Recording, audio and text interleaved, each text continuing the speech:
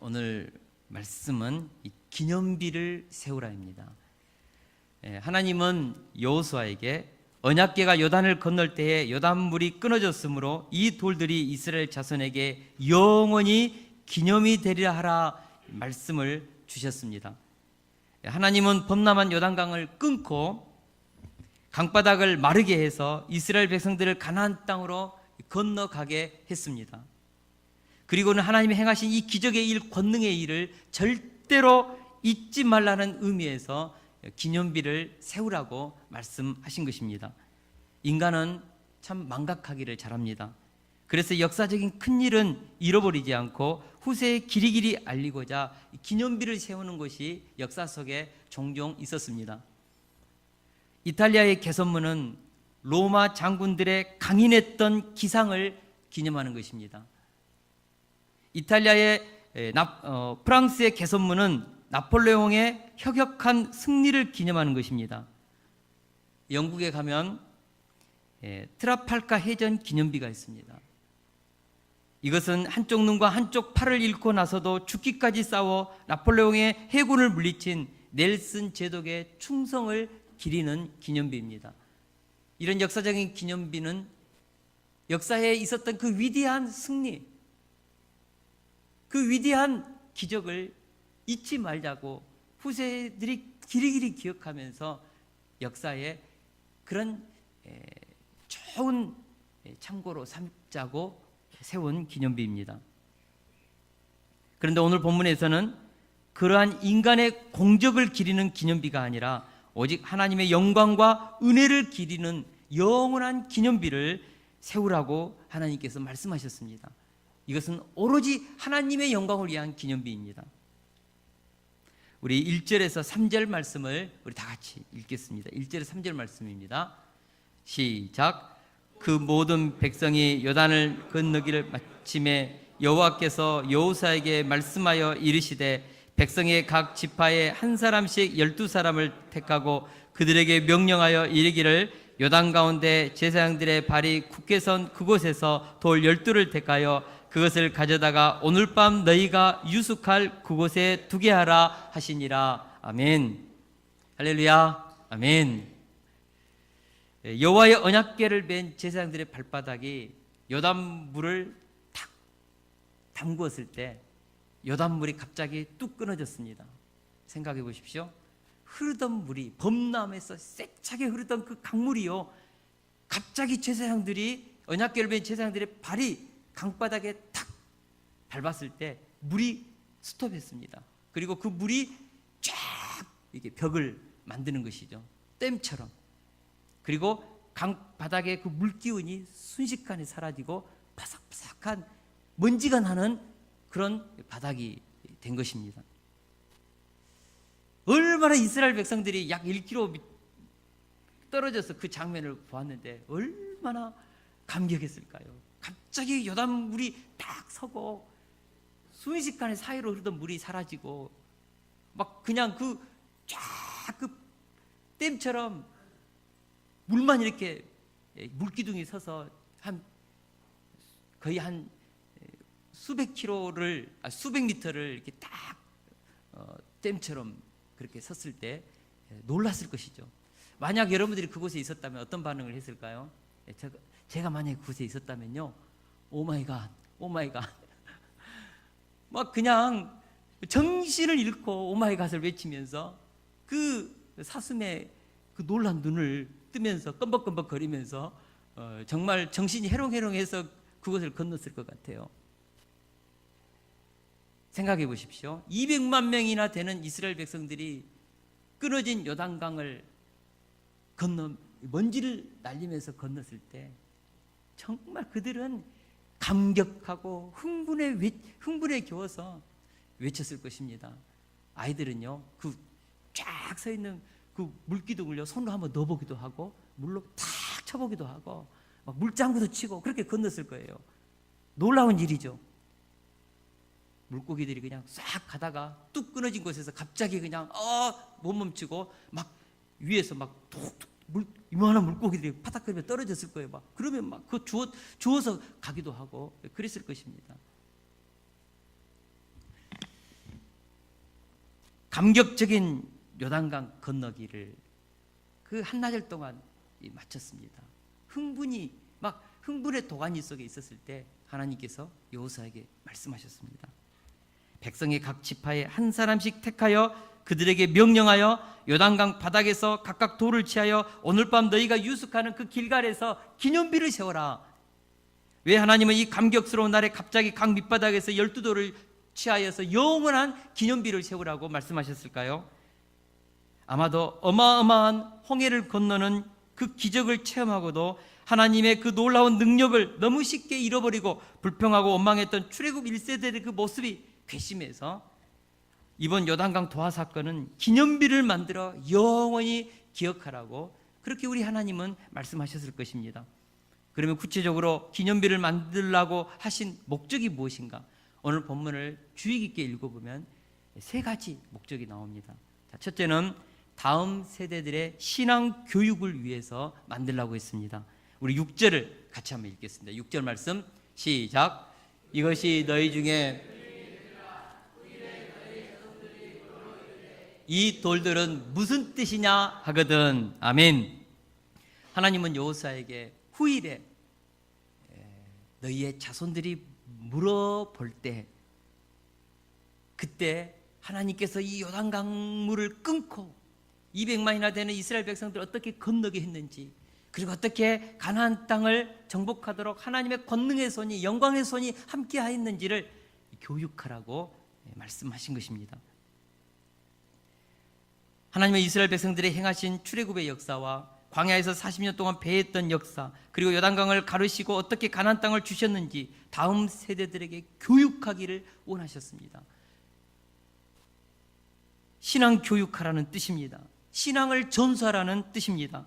다음 세대도 동일하게 하나님을 섬기고 하나님을 경외하면서 믿음으로 살기를 원해서 주신 말씀입니다. 하나님께서 이토록 우려하시면서 기념비를 세우라고 하셨는데 다음 세대의 이 교육이 과연 성공했는가? 우리 다 같이 사사기 2장 10절을 같이 한번 읽겠습니다. 시작. 그 세대의 사람도 다 그 조상들에게 돌아갔고 그 후에 일어난 다른 세대는 여호와를 알지 못하며 여호와께서 이스라엘을 위하여 행하신 일도 알지 못하였더라. 아멘. 가나안 정복 세대는 엄청난 하나님의 영광을 보았고 하나님의 행하신 기적과 능력을 경험했습니다. 그러나 그 세대가 죽자 그 후에 일어난 다음 세대가 가나안 땅을 정복했던, 그리고 그 정복하면서 보았던 그 하나님의 영광과 권능을 보았던 그 세대들의 그 엄청난 신앙의 부흥, 신앙의 그 뜨거움, 그 신앙의 열정을 전수받지 못하고 하나님을 알지 못하는 다른 세대가 되었다고 말씀하고 있습니다. 다른 세대가 되어버렸습니다. 여호와를 알지 못하는 다른 세대가 출현하자 사사기 340년 동안 영적 암흑기가 왔습니다. 이스라엘 역사를 보면 다음 세대를 향한 신앙 교육이 반복적으로 실패하는 것을 봅니다. 위대한 사사요 선지자였던 사무엘도 다음 세대의 교육에 실패했습니다. 하나님의 마음에 합했던 다윗도 자녀 교육에 실패했습니다.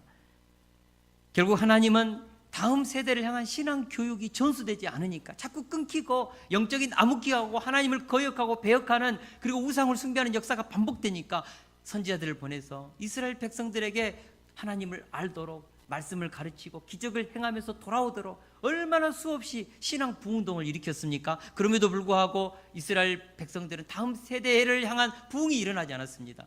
결국 북이스라엘이 망하고 남유다도 망하고 성전은 불태워지고 예루살렘은 황폐하게 무너졌습니다. 70년 바로 바벨론 포로 생활을 했습니다. 돌아와서도 다음 세대 교육은 이어지지 않았습니다. 우리가 말라기서를 읽어보면 하나님께서 내가 너희를 얼마나 사랑했는지 아느냐? 그랬더니 이스라엘 백성들이 하나님 우리를 어떻게 사랑했습니까? 택도 없는 소리 마세요. 하나님께 그렇게 대들었습니다. 이것이 구약에서 하나님이 그토록 원했던 다음 세대 교육에 대한 실패지요. 여러분, 다음 세대에게 신앙의 전수가 일어나야 역사가 진보합니다. 하나님의 구속사가 완성됩니다. 이런 처절한 실패를 경험한 현재의 이스라엘은 다음 세대를 향한 신앙교육을 얼마나 지금 철저히 하고 있는지 모릅니다. 이스라엘 초등학교 2학년 국어교과서 첫 과의 내용은 이렇게 시작한다고 합니다. 우리 다 같이 한번 읽어보겠습니다. 시작. 옛적에 우리는 이집트에서 바로의 노예였다. 그러나 여호와 하나님께서 강한 손으로 우리를 이집트에서 이끌어 내셨다.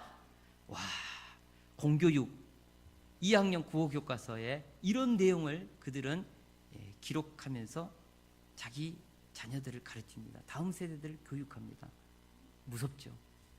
왜 이스라엘 백성들이 현재 21세기를 살아가는 이스라엘이 이토록 다음 세대들에게 신앙교육을 철저히 시키는가? 모세 오경을 애우게 하고 학가다를 시키고 하브루타 하면서 하나님의 이 말씀을 왜 자녀들에게 그토록 열심히 가르치는가? 2000년 동안 나라를 잃어버리고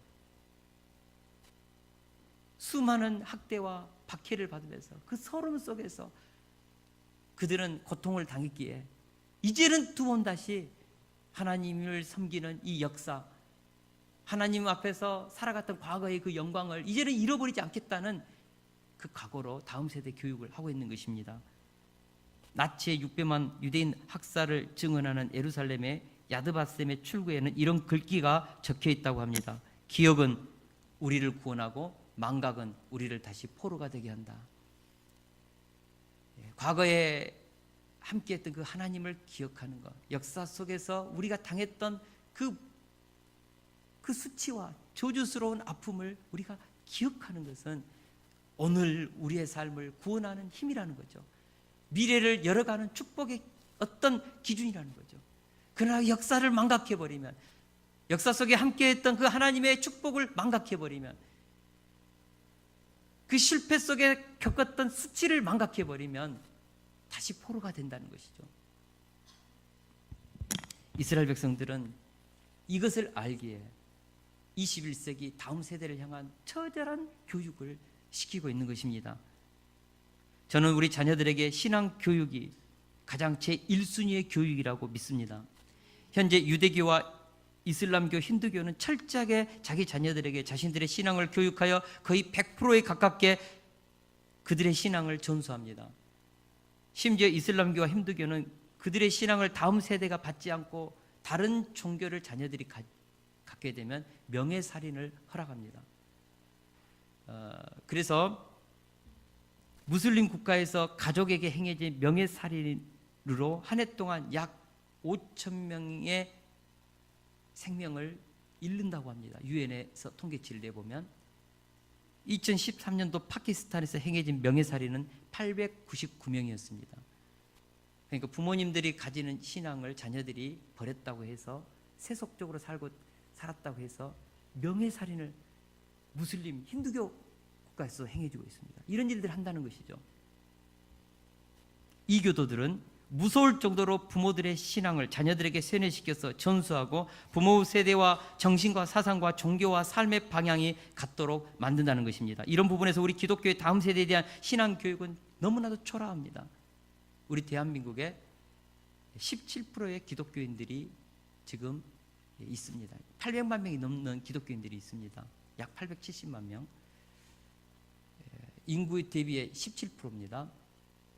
그런데 지금 중고등학교를 사역했던 청소년 사역자들이 조사를 해보면 3%의 기독교인들이 있다고 합니다. 청년들은 더 하락됩니다. 여러분, 17%의 신앙을 가진 부모들이 자녀들을 잘 신앙교육을 시켰다면 중고등학교 최소한 17%는 돼야죠. 청년들 17%는 예수님 믿어야죠.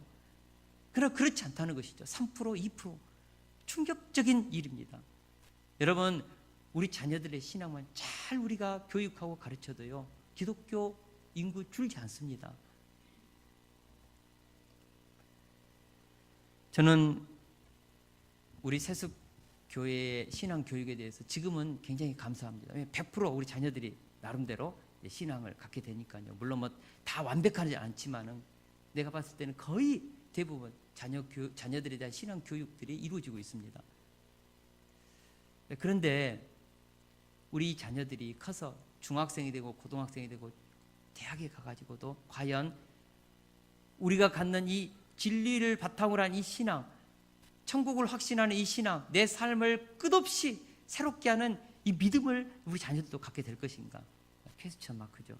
과연 될 것인가? 우리 정신 차려야 합니다. 우리 자녀들 신앙교육 위해서 지금부터 잘해야 합니다. 할렐루야. 우리가 깨어서 다음 세대에게 우리가 섬기는 하나님, 우리가 믿는 성경, 복음, 그 진리를 믿음으로 구원받았던 신앙을 다음 세대들에게 전수하라는 것이죠. 그것이 주님의 명령입니다. 어떻게 전수합니까? 내가 만났던 하나님, 나의 회심 이야기, 내 인생 가운데 하나님이 일으킨 홍해 같고 요단강 같은 그런 기적의 이야기들을 기록해서 자녀들에게 전수하는 것이죠. 이것이 저는 가장 좋은 신앙 교육이라고 믿습니다. 자녀들은 부모님들의 삶을 엄청나게 바라보고 있습니다. 그들이 믿는 신앙과 삶 속에 행해지는 행위가 일치하는지, 정말 교회에서 했던 그 모습과 가정과 사회에서 했던 그 모습이 일치하는지, 이중적으로 보이면 실망하죠. 이건 그냥 액세서리구나, 문화구나. 그러나 부모들이 두렵고 떨림으로 하나님을 섬기고 집에서도 기도하고 언어를 조심하고 살아가는 모습에서 하나님을 경외하면서 진짜 성경에 기록된 그 진리를 가지고 살아가는, 하나님을 경외하면서 살아가는 그 모습을 볼 때 자녀들은 두려워하는 것이죠. 여러분, 우리 자녀들에게 신앙을 전수해야 합니다. 가르쳐야 합니다. 언어로만 가르치는 것이 아니라 행위로 가르쳐야 합니다. 4년 전, 약 4년, 5년 전인가 동강교회 박영옥 권사님이 소포를 하나 저에게 보내왔습니다. 뜯어보니까 그분의 신앙의 간증 내용이었습니다.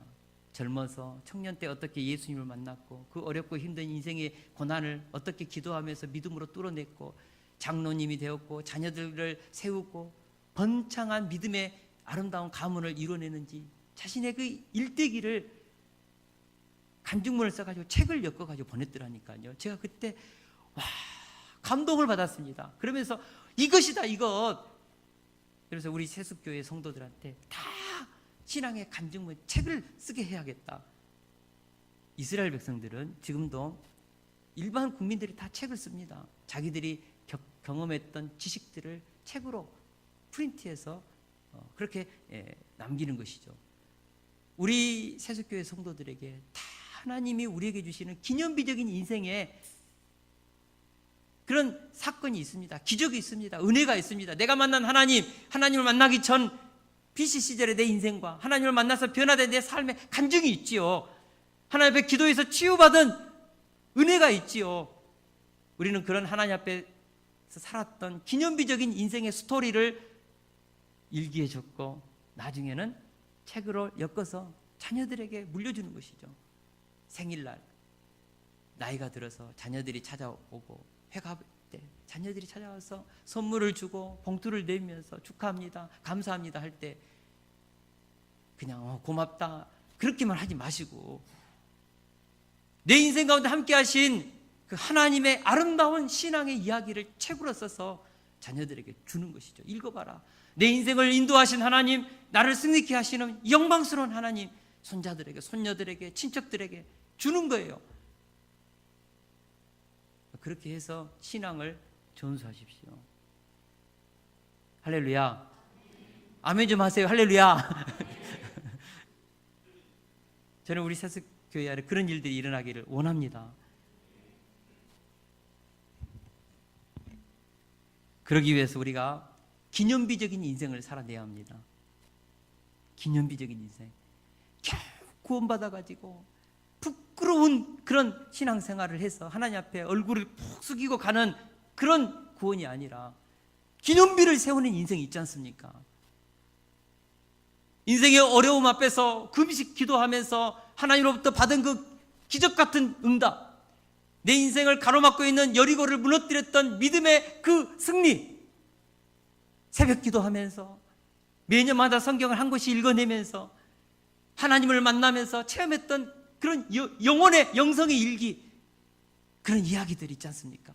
하나님 앞에 기도하다가 방언 터진 이야기, 질병이 치유된 이야기, 그런 이야기들 있잖아요. 아름다운 이야기. 그런 이야기들을 우리가 기념비적인 인생이라고 하는 것이죠. 그것을 살기 위해서 몸부림쳐야 합니다. 할렐루야. 자녀들아, 나는 고난의 때, 힘들 때 나는 이렇게 하나님을 섬겼다. 그 어렵고 힘든 과정에서 나는 하나님 앞에 예배를 이렇게 지키면서, 주의를 지키면서 살았다. 그것이 바로 요단강에 기념비를 세웠던 이스라엘 백성과 똑같은 우리들의 기념비입니다. 우리 교회는 개척 때부터 다음 세대를 역사의 주역으로 섬기고자 하는 기도 제목을 가지고 여기까지 왔습니다. 또 올해부터는 다음 세대의 교육기관인 세속기독사학교를 시작했습니다. 다음 세대에게 우리가 가진 풍성하고 부유한 신앙의 자원, 이 세상을 승리로 이끌게 했던 위대한 신앙의 유산을 우리가 잘 정리하고 다듬고 세워서 다음 세대를 성경의 진리 위에, 하나님을 경외하는 그 신앙 위에 세우자는 것입니다. 그래서 우리 교회의 모든 가정이 저는 다 아름다운 기독교 명문 가정이 되기를 축원합니다. 할렐루야. 우리에게 흘렀던 이 축복의 에너지, 우리에게 흘렀던 이 어마어마한 인생의 황홀한 진리의 에너지, 생명의 에너지를 다음 세대에게 흘러보내야죠. 생명의 대물림을 해야죠. 진리의 대물림을 해줘야죠. 구원의 대물림을 해줘야죠. 할렐루야. 정신 차리십시오. 정신 차립시다. 우리. 둘째로, 우리 미래의 승리의 보장으로 기념비를 세우라고 하십니다. 우리 4장 24절 상반절을 보겠습니다. 같이 읽습니다. 시작. 이는 땅의 모든 백성에게 여호와의 손이 강하신 것을 알게 하며. 아멘. 하나님은 요단강을 건너게 하신 하나님의 손이 얼마나 강한지를 모든 백성들이 알도록 하기 위해서 기념비를 세우라고 하십니다. 다시 말하면 하나님의 능력의 손이 얼마나 강한지 대대로 기억하고 가슴에 새겨서 잊어버리지 말라는 의미로 기념비를 세우라는 것입니다. 이스라엘 백성들은 출애굽 때부터 광야 40년 배회하는 동안 수없이 많은 하나님의 기적, 능력의 손, 영광의 손길을 경험했습니다. 애굽에서 내린 열지양에서부터 시작하여 홍해를 가르신 하나님의 권능의 손, 광야에서 만나를 내리시고 바위를 쪼개어 물을 마시게 하신 그 하나님의 강한 손, 그것을 늘 하나님은 이스라엘 백성들이 기억하기를 원하셨습니다. 그러나 출애굽 1세대들은 척박한 환경, 힘든 고난의 환경, 감당하기 어려운 강한 원수들을 만나면 하나님의 능력의 손, 강한 손을 잊어버리고 원망불평을 해댔습니다. 하나님 살아계신 거 맞아요? 하나님, 내 인생의 이 밥 먹는 문제 해결할 수 있어요? 막 하나님을 막 수치스럽게 하는 거예요. 과거에 그렇게 영광스러운 능력의 손, 권능의 손을 경험했음에도 불구하고 말입니다. 그래서 하나님은 출애굽 2세대들에게 앞으로 어떤 환경에서도 하나님의 강한 손을 잊어버리지 말도록 기념비를 세우라고 한 것입니다. 우리 믿음의 사람들에게는 한 사람도 예외 없이 하나님의 강한 손이 나를 어떻게 구원해내고 어떻게 고난 속에서 일어나게 했는지, 어떻게 불가능한 요단강을 건너게 했는지 그 놀라운 기적의 체험이 다 있습니다. 없는 사람 한 사람도 없습니다. 내가 예수님을 만났다면 하나님이 내 인생 가운데 함께 하신 그 권능의 손이 다 있습니다. 우리는 기적의 체험을 미래의 삶 속에 계속 적용하기 위해서라도 기념비를 내 마음에 세워서 늘 꺼내서 보고 현재와 미래의 삶에 적용해야 합니다. 우리에게는 분명히 하나님이 내게 베풀어준 위대한 승리의 자원들이 있습니다. 황홀한 영적인 기념비가 있습니다. 자랑하고 싶은 간증의 기념비가 있습니다. 그것이 바로 우리의 기념비적인 리소스, 영적 자원입니다. 여러분, 다시 한번 말씀드립니다. 사람은 누구든지 변화를 일으키는 데 필요한 리소스가 그 사람 안에 다 있습니다. 없는 사람은 한 사람도 없습니다. 예수님을 만나고 여기까지 온 우리 인생의 뒤안길을 한번 묵상해 보십시오. 하나님이 나를 어떻게 붙드시고 오늘 이곳까지 인도했는지, 그 하나님의 권능의 손, 사랑의 손, 은총의 손, 축복의 손, 보호의 손길이 있다고요. 있습니다. 잊어버렸죠? 있습니다. 우리에게 준 리소스가 있다니까요. 승리의 리소스 있습니다. 그것을 우리의 기념비로 세워서 미래의 승리의 보장으로 삼으라는 의미에서 기념비를 세우라고 했습니다. 잊지 말라는 것이죠. 저에게는 예수님을 처음 만났을 때 대학 2학년 때 하나님이 저에게 주신 승리의 위대한 리소스 하나 있습니다. 관광영어 중간고사 때 찍어가지고 세 문제 맞췄거든요. 근데 기말고사 때 이어폰을 꽂고 하나님께 기도했습니다. 성경에 살아계신 하나님, 진짜 하나님 살아 계시다면 저 좀 한번 만나게 해주세요. 체험하게 해주세요. 그러면 내 인생 걸겠습니다. 하나님께 내 인생 드리겠습니다. 탁 꽂았는데 영어가 들리고 답이 몇 번인지 정확하게 보였습니다. 나중에 보니까 25문제 다 맞았어요. A뿔 맞았죠. 내 인생의 놀라운 리소스입니다. 어떤 분은 목사님 그 간증 좀 그만 좀 해주세요. 나에게 준 승리의 리소스인데 왜 이걸 자랑 못하게 막아요?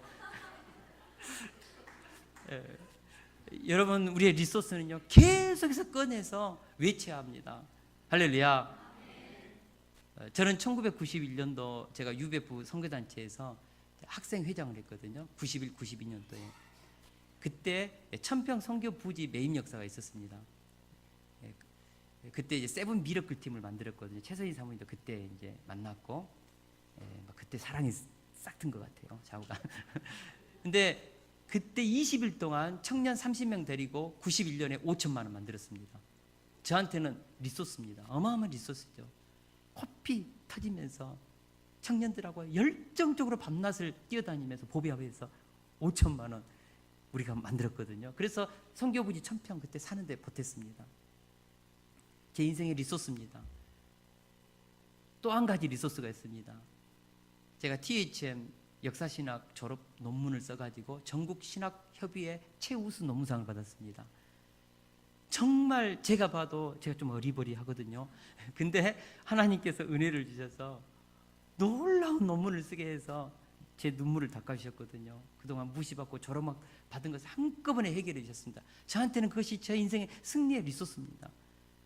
그리고 교회를 개척하고 2년 만에 우리 교회에 자립했거든요. 여러분, 교회 개척하고 나서 한 3%가 자립한다고 그래요. 근데 우리 교회는 2년 만에 자립했습니다. 리소스죠. 승리의 리소스죠. 이런 내 인생 가운데 자랑하는 승리의 리소스, 나만이 가지는 그 위대한 하나님이 주신 기적의 리소스가 있다고, 기념비적인 사건이 있다고요. 저는 이것을 꺼내야 하는 거죠. 인생에 어렵고 고난이 있고 내 인생 가운데 요단강과 같은 그런 장애물이 있을 때 이 승리의 리소스를 꺼내면서 외치는 것이죠. 그때 하나님의 권능의 손이 나를 이렇게 인도했다. 지금도 그 하나님이 함께 하실 것이다. 할렐루야. 저는 우리 세수 기독사관학교를 시작하면서 내 인생 가운데 함께 하셨던 그 승리의 리소스를 붙잡고 한 걸음 한 걸음 나아갑니다. 반드시 과거에 내 인생을 이끌어내셨던 그 승리의 하나님이 이 일에도 승리케 하실 것이다. 저는 믿습니다. 우리는 너무나 자주자주 내 인생 가운데 하나님이 행하신 위대한 승리의 리소스를 잊어버립니다. 그리고 현재의 불안하고 극도로 어려운 상황 앞에 불평하고 원망하는 경우가 많습니다. 출애굽기 1세대들처럼 말입니다. 나와 함께 하셨던 하나님의 위대한 능력의 손, 권능의 손을 잊어버리고 마치 하나님이 아무것도 할 수 없는 것처럼, 마치 하나님이 나를 떠나버린 것처럼 그렇게 여기는 경우가 있습니다.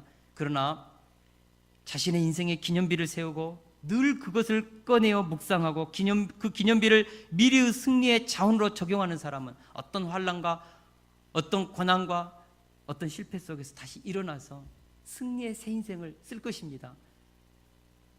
앞에 있는 요단강을 건널 것입니다. 거대한 여리고 성을 무너뜨리고 뚫고 미래를 향하여 전진할 것입니다. 하나님 우리에게 약속하신 그 가나안 땅을 접수할 것입니다. 할렐루야.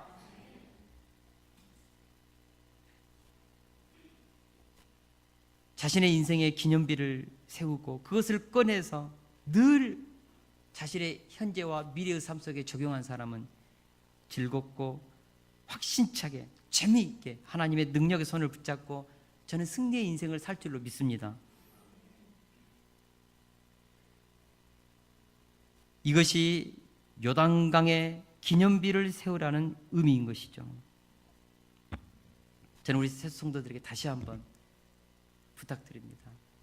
성경에 기록된 그리고 그들이 경험했던 하나님, 아브라함의 하나님, 이삭의 하나님, 야곱의 하나님, 모세의 하나님, 여호수아의 하나님, 다윗과 함께 하셨던 그 하나님, 엘리야와에게 능력을 주었던 하나님, 그 하나님은 오늘 우리들의 삶 가운데 우리의 하나님이신 것을 믿습니다. 3000년 전에 요단강을 그 물을 끊고 그 강바닥에서 12돌을 취하여서 길갈에 기념비로 세우라 하셨던 그 역사적인 팩트, 사실, 신화가 아니고 전설이 아니고 그 일이, 그 기념비가 오늘 우리들의 삶 가운데 저는 적용될 줄을 믿습니다. 할렐루야. 여러분, 하나님이 나에게 베풀어 주신 그 은혜를 잊지 않고 기억하는 것이 신뢰이고 사랑입니다. 하나님을 사랑한다면, 하나님을 정말로 신뢰한다면 내 인생 가운데 베푸신 그 기념비를 결코 잊지 마십시오. 사람은 늘 현재적인 상황과 조건에 느낌으로, 감정으로 반응해 버립니다. 출애굽기 1세대들처럼요. 어떤 곧 양식이 떨어지고 먹을 물이 없고 강한 그 원수들이 공격해 오면 하나님 어디 계십니까? 불평하고 원망하고 감정으로 반응해 버리는 것이죠. 느낌으로 반응하는 것이죠. 과거에 열지양을 내리고 홍해를 갈랐던, 지금도 만나를 먹이시고 계시는 그 하나님의 팩트는 사라지고 망각되고 과거에 상처난 그 감정으로 현재 상황을 그냥 반응해 버리는 것이죠. 그것이 출애굽 1세대들이었고 하나님을 망각한 사람들의 모습이었습니다. 여러분, 우리가 진짜 믿음의 사람이라면, 기념비를 붙잡고 살아가는 믿음의 사람이라면, 내 인생 가운데 하나님이 행하신 그 팩트, 사실, 기념비를 세워서 그 사실을 가지고 지금 현재의 상황, 고난의 상황을 적용해야죠. 감정으로 반응하지 마십시오. 느낌으로 반응하지 마십시오. 뭘로요? 하나님이 행하신 팩트를 가지고 현재와 미래를 적용하면서 저는 인생을 승리해내는 저와 여러분들이 될 수 있기를 축원합니다. 세 번째로, 모든 세대가 하나님을 경외하는 삶을 살도록 하기 위해서입니다. 세 번째가 뭐라고요? 모든 세대가 하나님을 경외하는 삶을 살도록 하기 위해서. 그래서 기념비를 세우라고 하신 거죠. 우리 24절 하반절을 같이 한번 읽겠습니다. 시작. 너희가 너희 하나님 여호와를 항상 경외하게 하려 하심이라 하라. 아멘. 왜 기념비를 세워야 하는가? 하나님을 항상 인정하고 경외하도록 하기 위해서입니다. 여러분, 하나님을 경외한다는 것은 영어 성경에 보면 더 fear입니다. 두려워하라는 것이죠. 하나님을 두려워하라는 것이죠. 많은 경우 사람들은 가난을 두려워합니다. 질병을 두려워하고 실패를 두려워하고 사람을 두려워합니다. 그러나 우리가 살아가면서 진실로 두려워할 한 분이 있습니다. 바로 그분은 지금도 역사를 주관하시고 인생의 생사화복을 주관하시는 우리 하나님 여호와, 창조주 하나님이십니다. 할렐루야. 우리 예수님은 제자들에게 가장 두려워할 것이 무엇인지를 말씀하시면서 몸은 죽여도 영혼은 능히 죽이지 못하는 자들을 두려워하지 말고 오직 몸과 영혼을 능히 지옥에 멸하실 수 있는 일을 두려워하라고 말씀하셨습니다. 하나님을 진정으로 경외하는 사람은 질병을 두려워하지 않습니다. 진짜 하나님을 경외하는 사람은 죽음을 두려워하지 않습니다. 진짜 하나님을 경외하고 그분의 불꽃 같은 눈동자 앞에 살아가는 사람은 인생의 실패, 인생 속에 벌어지는 그런 사람 두려워하지 않습니다.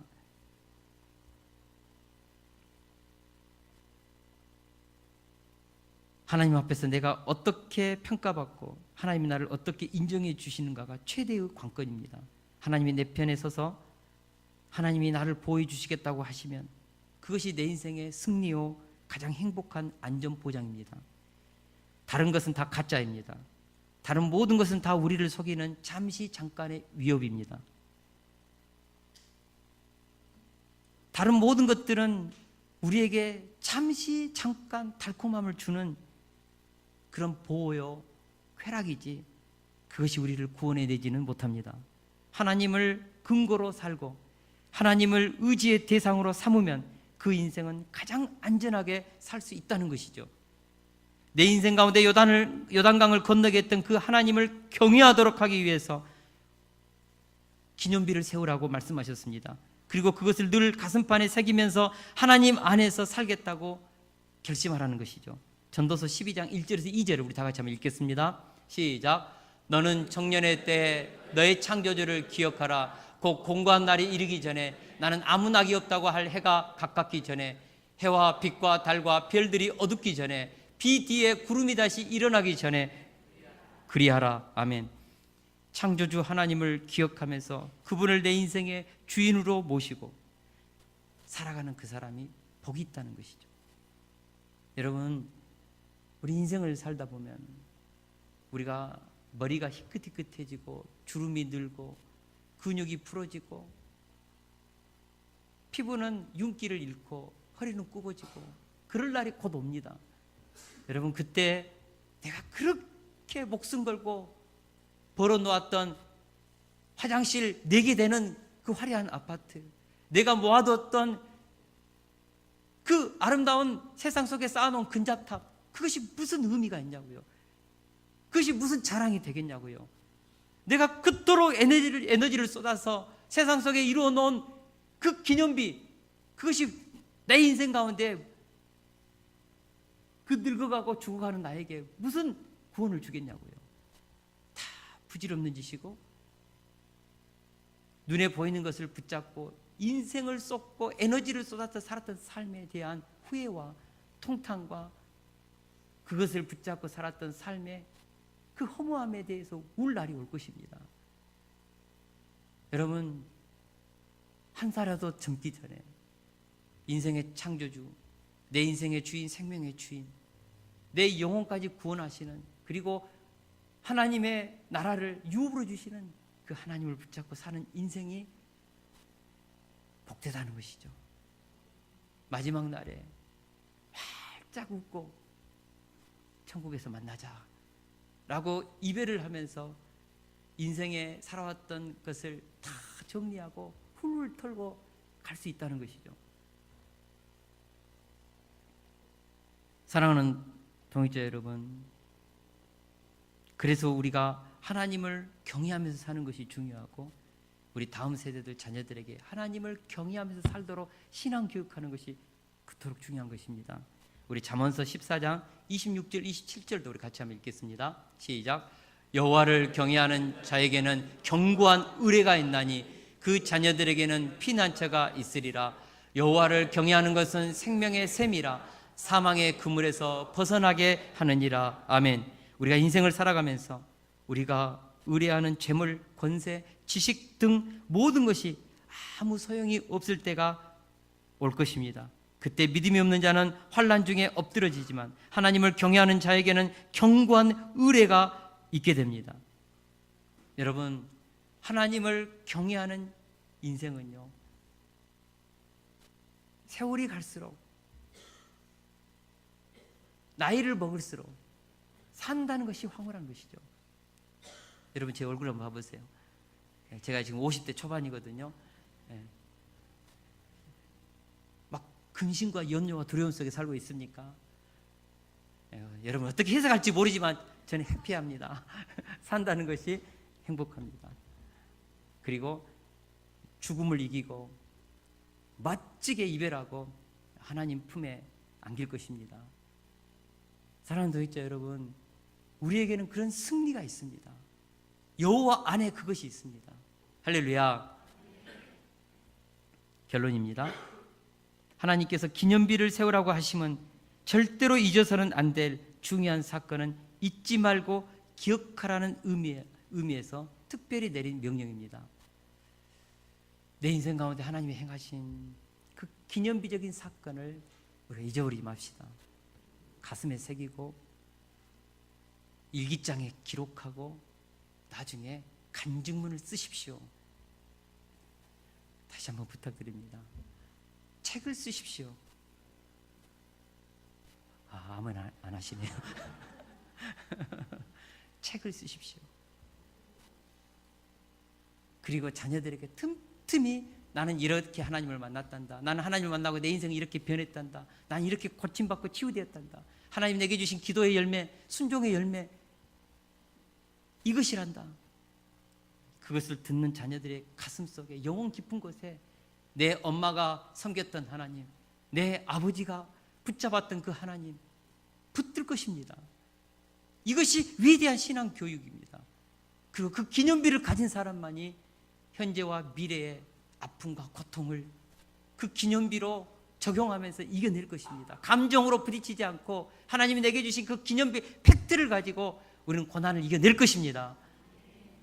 그 승리를 주시기 위해서 하나님은 오늘 기념비를 세우라 하겠습니다.